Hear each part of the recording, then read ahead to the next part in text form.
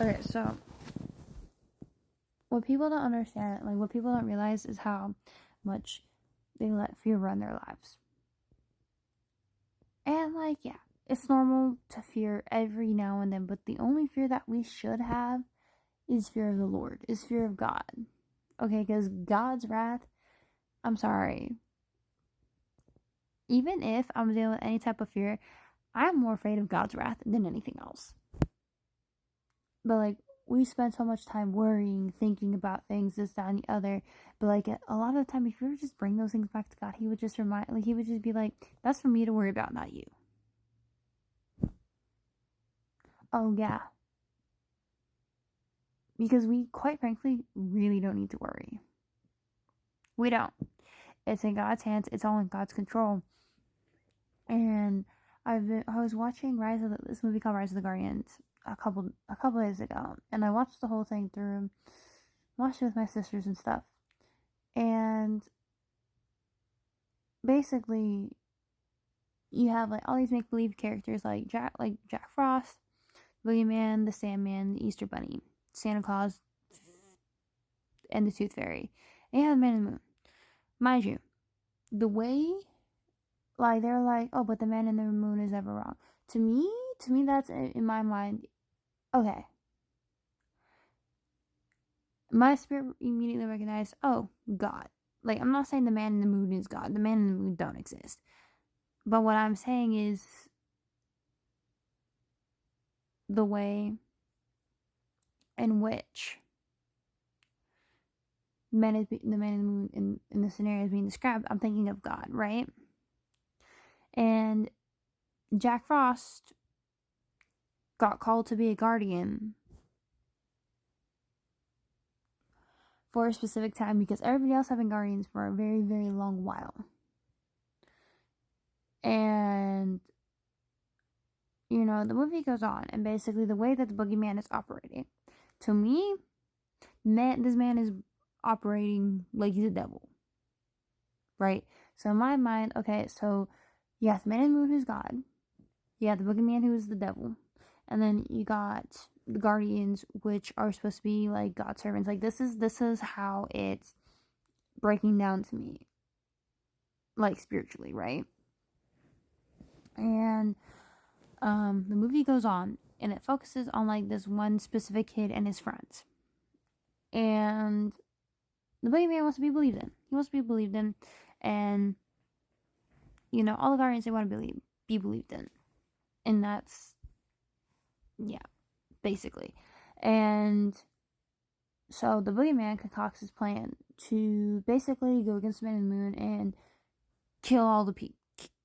He tries to kill a lot of like these guardians on multiple occasions, which is Man in the Moon's servants, so God's servants basically.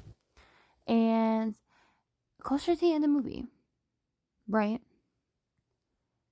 These kids, like there's this one kid, he's like, oh, well, I'm going to protect them because the Guardians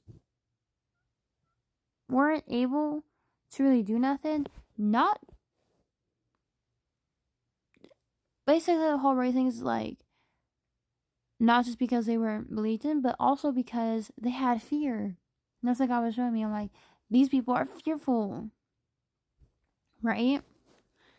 And this kid goes, well, I'll protect them, basically. And like he's standing up to the boogeyman. And then all the other kids say, oh yeah, we're gonna help, we'll protect these people, like these guardians. And so what ends up happening is the boogeyman attacks these kids.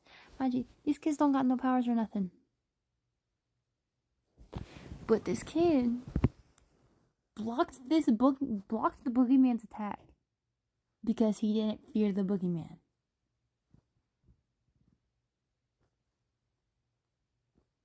And you can't walk in full authority as long as you are fearful, because the only thing that we should fear is God. Bible says God has not given us a spirit of fear, but of sound body and mind. And a lot of the time, people spend their time worrying about things, and quite frankly, things that are in God's control that we really don't need to worry about. And in the Bible, you know, months before I had, no, I think it was a month before I watched this movie. We were talking about it, and I said, "Oh yeah, no, like your Job season." He's just like, "Well, yeah, but people just go say, oh, your Job season." But the reason why the devil had access to him is because he had fear. It says that his worst fear happened. Isn't that crazy? This righteous man, this person who was in right standing with God, had an open door because he was fearful. He had the spirit of fear. He allowed that in. It wasn't of just God. He was fearful for his family. He was always worrying about them. And we're in a day and age where it is easy to worry. It is easy to do all these things. But at the end of the day, if you were to just rebuke the spirit of fear and take it back to God, you would feel so much better. And you would not be fearful. Because quite frankly, I am more afraid of God than anything that man can do to me.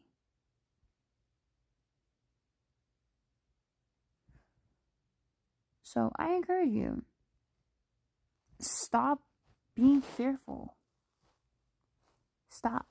Because we have nothing to fear besides God. We really don't. Like, everything that happens is stuff that God allows to happen.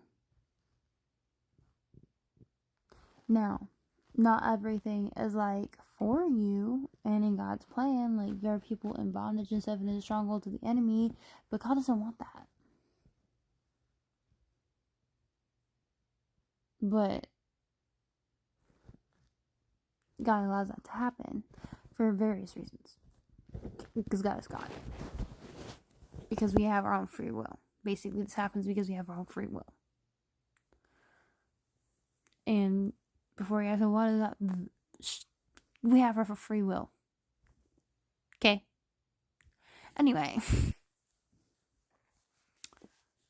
But God is in control.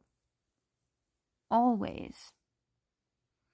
I've had situations that I was fearful of, but God pulled me out of. And this is before I really gave my life, like before I came back to Christ, before I was really serious with my walk with God. Like, I should not be here right now. I should be dead. But I'm not, thanks to God.